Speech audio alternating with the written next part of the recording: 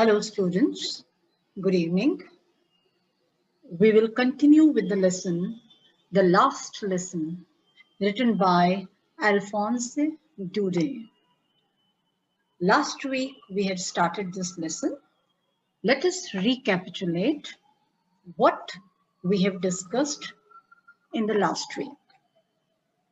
The story takes place in a French district, that is Alsace, which unfortunately has fallen into the hands of a German state. Since Germans ruled, that is Prussians ruled there, so anything French would not be allowed. Anyway, the story starts in a school. The narrator of the story is, let me remind you, a schoolboy, Franz. Franz is a French boy who is a native of Alsace and who speaks his native language, French. The story revolves around the French teacher, Mr. Hamel. Since French has been banned at the school, Mr. Hamel has been told to pack up and go back. So French is not going to be taught in that school anymore. This is what later on you will read, the issue of the problem of linguistic chauvinism being taken up through this story. There is always an uncertainty in this district, in this place, because of Germans and their rule. Anyway, the narrator, Franz, he is a French boy studying French, but he does not like French teacher, Mr. Hamel, because he finds him short-tempered, he finds him very strict. He doesn't take any interest in French. He is not serious about learning French. He is about to miss the class one day, but then he changes his mind. He goes to school. He sneaks into the class, hoping that he would enter unnoticed. But the teacher has noticed him. And the teacher has deliberately addressed him, "Go back to your seat quickly." That is to make him understand that he has been noticed, that he was late. So that suggests that Mr. Hamel was a very disciplined teacher, a man of convictions, a man of principles. Anyway, when he enters the class, he finds the atmosphere strange. How the atmosphere was strange? First of all, he finds the teacher in a special attire which he would often wear only on an occasion. So he could not understand the reason why he had appeared in his special attire. And then he found on the last bench sitting the old villagers who had never been to the school. So why they were there? He was wondering. While he had been thinking of all this, of course he had the fear also, and he was reluctant to come to school that day because he knew that the teacher would ask him to recite the participles in grammar, which he had not prepared at all.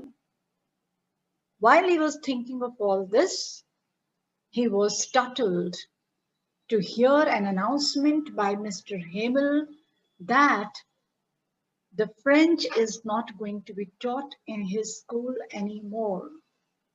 From the next day, only German would be taught.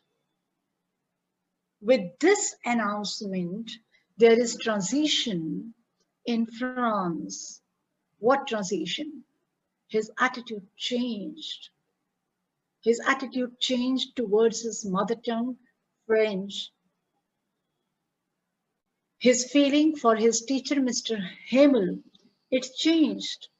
The man whom he considered short-tempered, crazy, and strict, now he had great respect for the man. Now he was repenting that he had missed his classes. He did not take interest. He did not take his classes seriously. And this way, he could not learn to speak and write French. And what he would do in the absence of Mr. Heyman. From here, we continue the story, right? What it is. He had been thinking of Mr. Hamill. He was sorry for him. That the man who had given his contribution to this school for 40 years, and now he is told to pack up and leave just because the language is going to be banned in that school.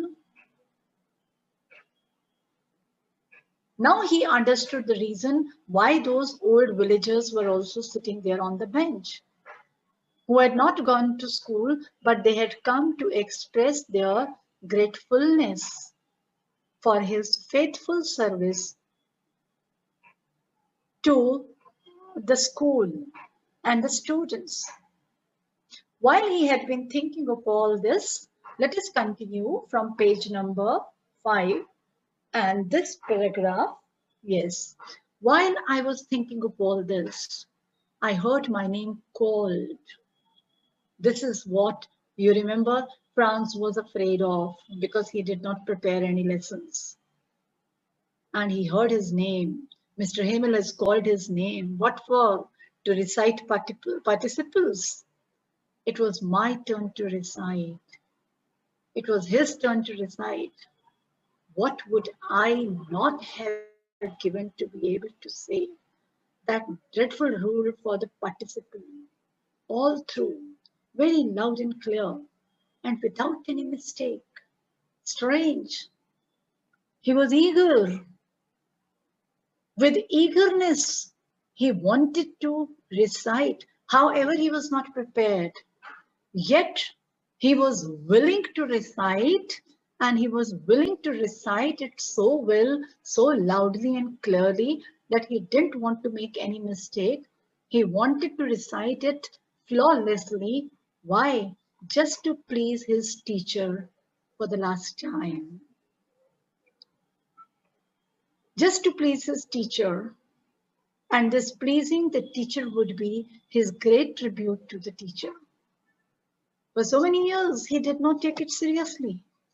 And now when the teacher was going, he got interested in French. He wanted to learn, he wanted to use. However, he was not prepared, but he wanted to tell everything flawlessly without making any mistake. But I got mixed up on the first words and stood there holding onto my desk, my heart beating and not daring to look up. But meanings, it didn't happen what he wanted. What he stated was not flawless. I got mixed up. He got mixed up. He got confused with the words. He could not recite the rules of participles because he had not prepared. But it does suggest his respect for his teacher. That was the respect, his respect for the teacher that demanded him to answer everything correctly. That was the dignity of his teacher that had been compelling him to answer correctly. But he got mixed up, that is, he got confused, he could not answer. And he kept on standing there quietly, holding on to his desk. His heart was beating, he was getting nervous and not daring to look up. He could not have the courage to look up at, he could not have the courage to look at Mr. Heyman. He did not have the courage to face him. I heard Mr. Heyman to say to me, I won't scold you, little Franz. You must feel bad enough. See how it is. Every day we have said to ourselves, bah, I have plenty of time. I'll learn it tomorrow. And after that, Mr. Hamel turned to Franz. What he told him, I would scold you. It was quite unlike Mr. Hamel. Otherwise, Mr. Hamel would have scolded him, but perhaps it was his last day, so he was not going to scold him. But he was definitely going to give him a lesson. This time it would not be a French lesson, children. It would be a lesson of life. He said, I won't scold you, little Franz. He said, don't worry, I'm not going to scold you. You must feel bad enough. You must feel bad enough, meaning you have realized. Feeling bad, you have realized your mistake. It appears, it seems that you have realized your mistake, that you wanted to answer, but you have not prepared. See how it is. Then he explains to him why he was not able to answer that day, why he had to feel guilty of what he had done. He said, every day we have said to ourselves, bah, I have plenty of time. I'll learn it tomorrow. Yes, students, it does apply to all of us in our life. It's a very practical lesson for our life. What Mr. Hamel is telling Franz, or what he is talking about, it does apply to us also. It's not only Franz is doing the same. We all do this. He says every day we have said, we tell ourselves, if we have to do something, we tell ourselves, we don't do it that very day. And we just say, bah, I have plenty of time. Bah is an expression of like, I don't care kind of attitude, right?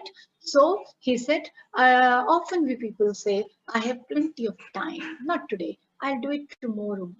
So what do? We defer it. We just postpone it for the next day. Every day postponing for the next day. And that next day never comes when we have to do it. So what happens? A lot of time we have wasted, right? And now you see where we have come out. And now you see where we have come out, meaning what is the result? What is the result of all this carelessness? What is the result of this delay? Here he means to tell him that he did not take French seriously, and today the result is that he cannot speak or write French. That is his mother tongue, that is his own native language. Ah, that's the great trouble with Alsace. She puts off learning tomorrow. She refers to Alsace. She refers to the people of Alsace. Alsace is the French district where they are living. He says, that's a great trouble with Alsace. At the same time, he just comforts, he just gives a comfort to Franz, telling him that he should not feel guilty because he is not the only one who is not taking French seriously. Right? He says that's the great trouble with Alsace, meaning all the people of Alsace, they are doing this. They are not serious about their mother tongue. She puts off the people, the natives of Alsace, being French, they all keep on postponing. They are learning till tomorrow, meaning they are not serious about learning their mother tongue. They are not very eager to learn it. So it's not only that Franz could not speak and write, it applies to all the natives of Alsace. They are not serious about their language. Now those fellows out there will have the right to say to you, how is it? You pretend to be Frenchmen and yet you can neither speak nor write your own language? Here, very sarcastically, Mr. Hamel says, now those fellows, who are those fellows? Germans. Now those Germans, they will have the right to say, They will have the right to say to you, meaning they will laugh at you, they will mock at you, they will make fun of you. Hey, you pretend to be Frenchman. When you tell them that you are French, they will make fun of you. That you pretend to be, you just show off to be Frenchman, whereas you can neither speak nor write your own language. You have no knowledge of your language. So, on what basis do you claim that you are Frenchman? Just as we people say, being Indians, we should know Hindi because Hindi is our mother tongue. However, English we are learning, it is a foreign language for us, yet Hindi also we have to learn. The same thing, that is what Mr. Hemel is trying to convey, not only to France in the story, not only to French in the story, but through Mr. Hemel, the writer is trying to convey to the readers that you must learn your mother tongue, your native language. If we are not learning, it means we are not being respectful to our mother tongue. But you are not the worst, poor little France. We have all a great deal to reproach ourselves with. He assures little France that don't worry, you are not the worst. You are not the only one who is responsible for this. If French language has not been popular in the state, it is not his responsibility. He is not responsible for that. We all the natives of Alsace, they are to be reproached, they are to be blamed, they are to be held responsible because they all have never taken French seriously.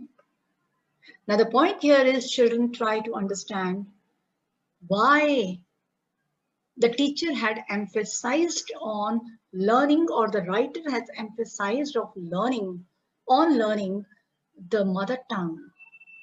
Mother tongue is one of the strongest tools that we have at some times, where in this context, when there is the context, we'll discuss. Your parents were not anxious enough to have you learn. They preferred to put you to work on a farm or at the mills so as to have a little more money. When he says all this to France, it does not mean France and as an individual children. It means all the residents of Alsace. He says that these children, they could not learn French because their parents were also not anxious. They were also not eager that their children should learn French. They also gave preference to working on a farm than learning French. They would engage their children to go to the farm and help in farming or to work in factories. Why? Because they thought that the children would bring money. It would be an addition to money in the house. And I have been to blame also. He says it's not only that the parents are responsible, he considers himself also guilty. How? Have I not often sent you to water my flowers instead of learning your lessons? He said, at times this has happened that I have sent you people to water my flowers, to water my plants. Whereas that is the time which I could utilize in teaching you French. So that's how I wasted your time. And when I wanted to go fishing, did I not just give you a holiday? And he says that the day I had to go for fishing, I would give you a holiday, telling you that there would be no French class. Now, children, when Mr. Hemel says all this, the writer wants to convey, or it is a satire on the education system and the educators. It's not only that the students are responsible, that they are not taking interest in learning. But yes, of course, at times what happens, at times the educators, If the student is not interested, then the educator has to inculcate that interest in the students. So that's how Mr. Hemal is trying to say that he had also run away from his responsibility. If the students were not eager to learn, then he should have created that interest. He should have captured them. But instead of creating their interest, he had utilized that time in doing his own, in fulfilling his own self-interest. Yes, it happens. So, meaning it's not only that the children have to be respectful to the native language, to the mother tongue, but each and every person in the society, each and every citizen of the community or the society is responsible and has to be respectful. Then, from one thing to another, Mr. Hamel went on to talk of the French language, saying that it was the most beautiful and, sorry, the most beautiful language in the world. Then, from one thing to another, M. Hamel went on to talk, meaning throughout the time he had been talking of the French language, he had been praising the French language, that the French language was the most beautiful language of the world. The clearest, the language was the clearest word in the world. And today also, I tell you, if we talk about foreign languages, just leave English aside, French is the most popular foreign language in the world. Next is German, the most logical, that we must guard it among us and never forget it. He says that it is such a beautiful language and so clear and logical language that it is the responsibility of the speakers of French to protect it. That they should not allow the language to disappear, they should not allow the decline of the language. They have to popularize the language. Because when a people are, yes, children, now this statement is very important. Because when a people are enslaved, as long as they hold fast to their language, it is as if they had the key to their prison. Just try to understand this statement, which can be given to you in the question. It can be given to you in the exams. I just told you that why the writer has emphasized so much on the language, because language is the strongest tool. Here the writer has made it very clear. He says, when a people are enslaved, when you are treated as slaves, as long as they hold fast to their language, but if you are sincere, if you are using your language judiciously, then they had the key to their prison. Then that language will get you freedom from that prison of slavery. This is a literal meaning. Please try to understand what he means to say.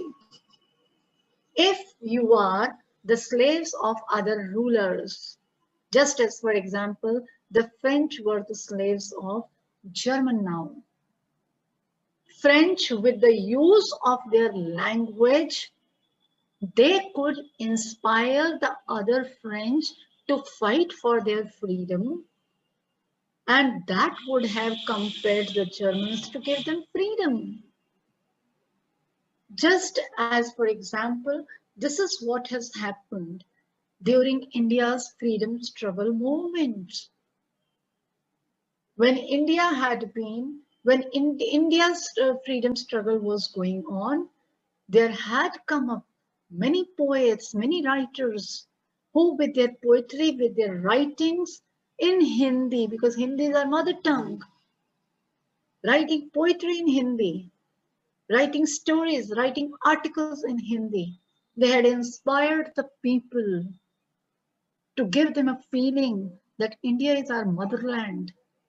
It has been enslaved by the Britishers, and we have to free our motherland from the bondages of Britishers. That time also language had played a very important role. I hope you remember Gurudev Rabindranath Tagore, Sarojini Naidu, many other Hindi poets, Munshi Premchand, Ramdhari Singh Dinkar. All these poets, if you read their poetry, it really stirs your emotions. It really adds to the fervor of patriotism. So there he is right. There is a reason why we should protect our language, we should protect, why we should respect our mother tongue, because it can be used as the strongest tool. It can be used, language can be used as a weapon to get ourselves free from the slavery. What he means to say that language cannot be forced upon one. Language gives you the freedom. No one can stop you from using your mother tongue.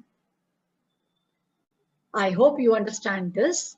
Then he opened a grammar and read us our lesson. After that, he started teaching the grammar, and then he read out a lesson. I was amazed to see how well I understood. How well I understood it. I was amazed. The writer was surprised, Franz was surprised that day. Whatever Mr. Hamel had taught, he could understand it so easily. Why he could understand? Because he took interest, because he was attentive in the class, because he was willing to learn. And the rest of the days, he had never been willing. He had just wasted his time. He had just been running away from his class. All he said seemed so easy, so easy. He said for the first time he realized that French was so easy to learn. The way Mr. Hamel has taught, it was so easy to learn French. And now he must be regretting that he has wasted his time. I think too that I had never listened so carefully, and that he had never explained everything with so much patience. He said, I think that I had never been as attentive in my French class as I had been that day. And Mr. Hamel had also never taught as patiently as he had taught that day, with great interest. So look at this, that all depends upon the teacher and the taught. The students take interest, that motivates the teacher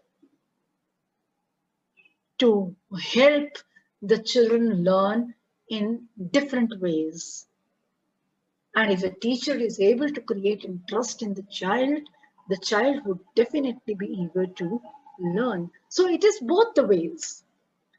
It seemed almost as if the poor man wanted to give us all he knew before going away and put it all into our hearts at one stroke. At one stroke, meaning at once, in one go. He said that day it appeared as if the poor man, Mr. Hamel. Why he is referring to him as poor man?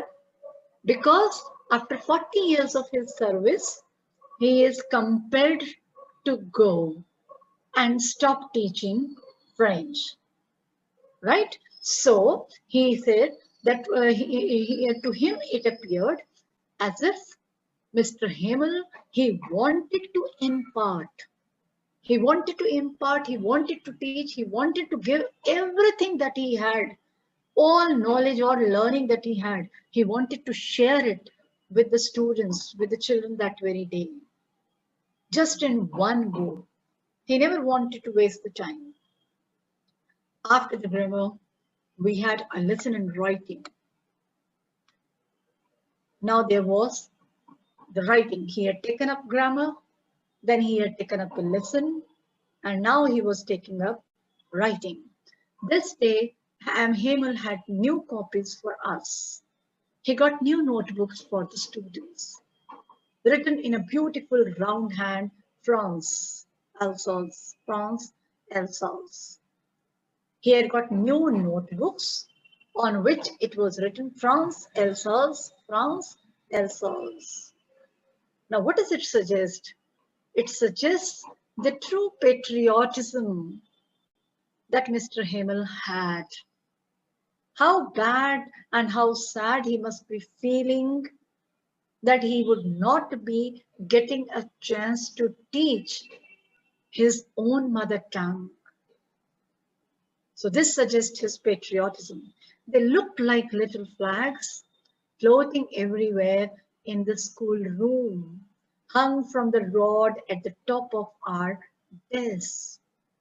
These notebooks were scattered all around in the schoolroom, and all these notebooks with the name of the country and the district written, that is France Alsace.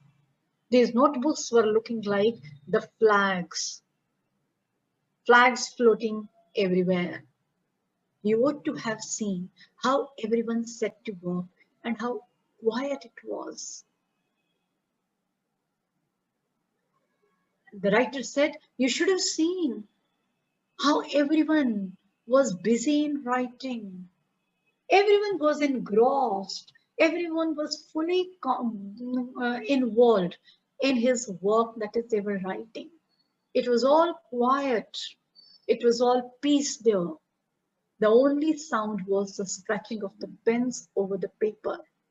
If any sound could be heard, it was the sound of the pens writing on the paper. Once some beetles flew in, but nobody paid any attention to them. Not even the littlest ones who worked right on tracing their fish hooks as if that was French too. Now what happened while all the children in the class, they were writing on the paper, some beetles, beetle is an insect, a large insect. Some beetles flew in, but nobody felt disturbed. Nobody paid any attention. They just ignored. Why? Because they all got busy in writing. They never noticed us. Not even the littlest ones. Now, who are the littlest ones? These littlest ones are the pigeons. Why the writer has used it, or France has used it as little ones? Because France considered those pigeons on the roof also as the students who were sitting in Mr. Himmel's class. These pigeons who were working right on tracing their fish hooks. Those who had been scratching the roof of the classroom with their fish hooks, meaning with their claws, as if that was French too, as if that roof was also French and they were scratching it. On the roof, the pigeons cooed very low. The sound of their coo was very low. And I thought to myself, will they make them sing in German? Even the pigeons? In a very sarcastic way, Franz thought, now the pigeons, they had been cooing. Would they compel the pigeons also to sing in German? Because these pigeons are there in the French class. They are scratching a French roof. If they are not allowed, they are also not allowed to sing in French, or they are not allowed to sing in their voice, or they would be compelled to sing in German. What he is trying to convey, that language cannot bar. Language cannot bind anyone. Language cannot be forced upon anyone. Language gives full freedom. That's why through this story, through Franz and Mr. Himmel, the writer has tried to convey that we should be respectful to our mother tongue. We should protect it. We should popularize it. And when would it become popular? When we are using the language. Just as, for example, you see that Namaste is a Hindi greeting. How popular Namaste is. Why? Because it is being practiced by we the Indians. How we had popularized Namaste all over the world. Whenever our foreign guests come to India, they themselves greet us with Namaste, whether we greet them with Namaste or not, but they do not forget to greet us with Namaste. So that's how we have to popularize our mother tongue. That's how we promote our mother tongue. Whenever I looked up from my writing, I saw M. Hemel sitting motionless in his chair and gazing first at one thing, then at another, as if he wanted to fix in his mind just how everything looked in that little schoolroom. He says, in between writing, while writing, I would just look at Mr. Hamill and I would find him sitting still, motionless in his chair, and staring at each and everything that was in the schoolroom. And Franz thought as if Mr. Hamill had been collecting the memories. He had been collecting the memories of that room where he had taught for 40 years. He is collecting the memories of that place where he had taught for 40 years, but now he would not get the chance to teach there anymore. Fancy. For 40 years, he had been there in the same place with his garden outside the window and his class in front of him.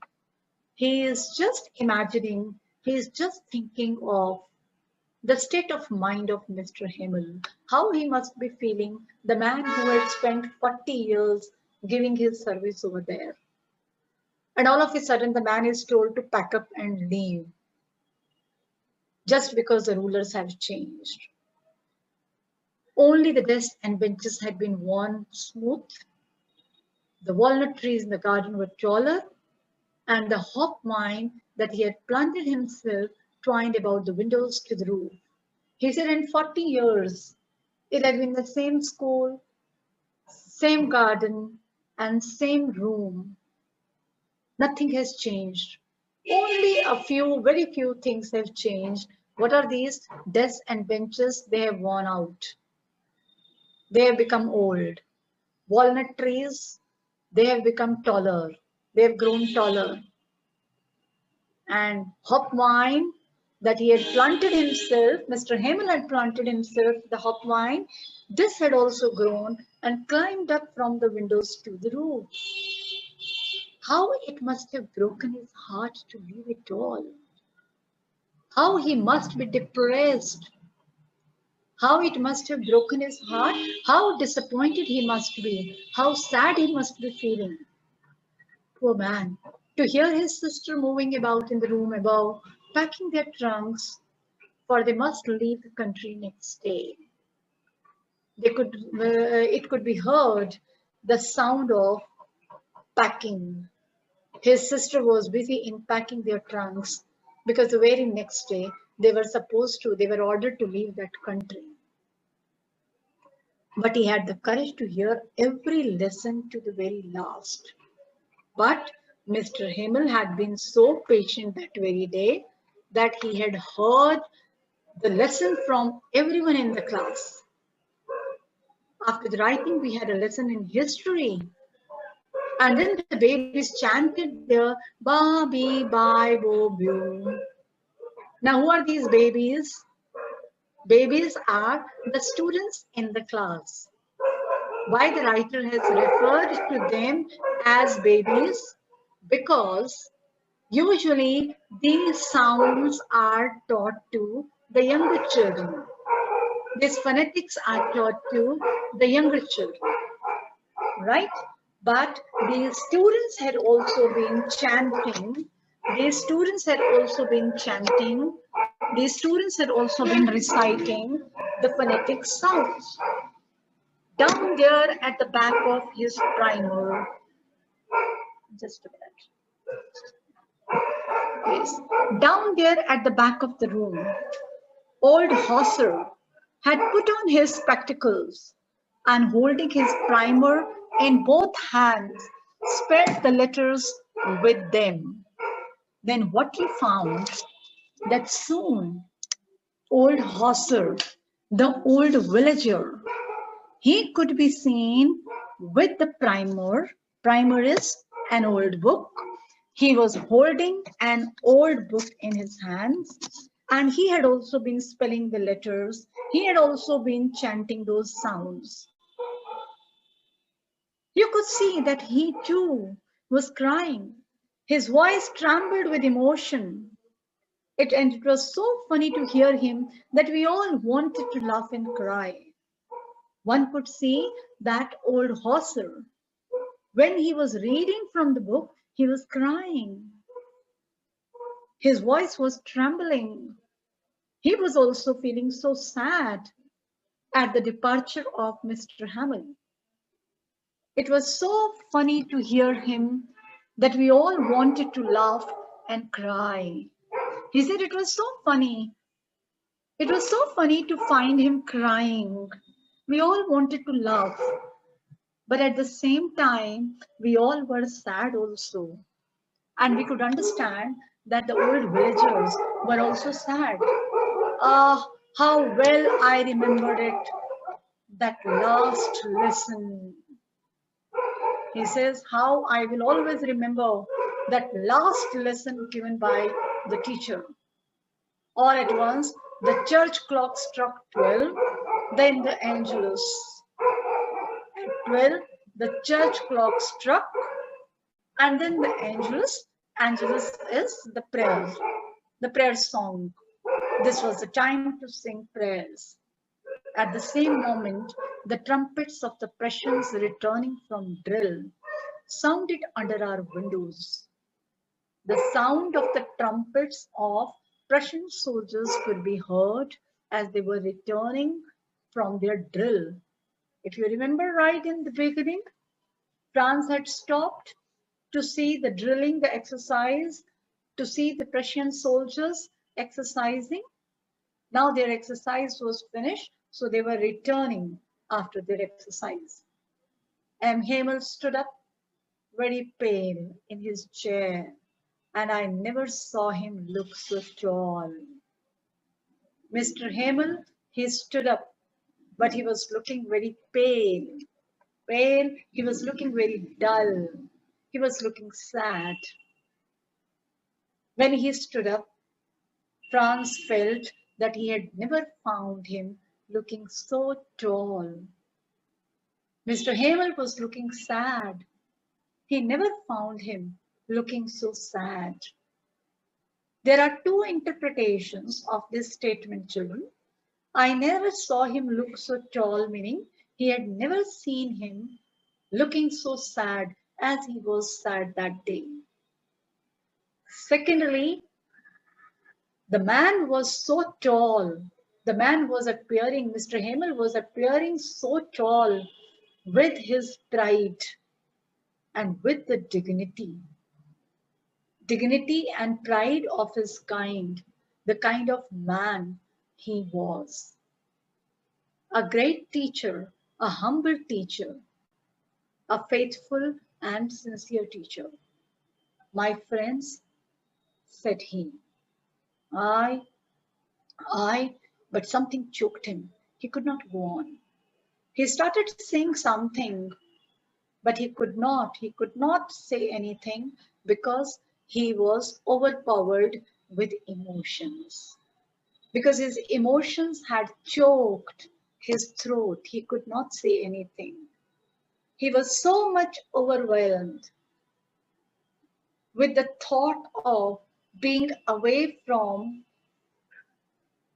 his class, from his students, from the school after his 40 years service, that he could not speak anymore. Then he turned to the blackboard, took a piece of chalk, and bearing on with all his might, he wrote as large he could. Then he simply took a chalk and he wrote on the blackboard in French, what? Vive la France. Vive la France. Now, vive la France, what does it mean? Long live France. Then he stopped, leaned his head against the wall. It was very difficult for him to hide his emotions. He could not. And without a word, with a heavy heart, without saying anything, he made a gesture to us with his hand. He just signaled to them, school is dismissed, you may go. And with this last lesson, he had finished his class, he had finished his school, he had finished his career in that French school where he had taught for 40 years, but he is not going to teach from the next day. So the story has portrayed the character of Mr. Hamel and Franz as well. Read the story again. Try to write the features of these two characters, and please go through the questions. If any problem, if any query, anytime, you can contact me. You can send a request to me. I would be there to help you. That's all. Thank you very much. Goodbye.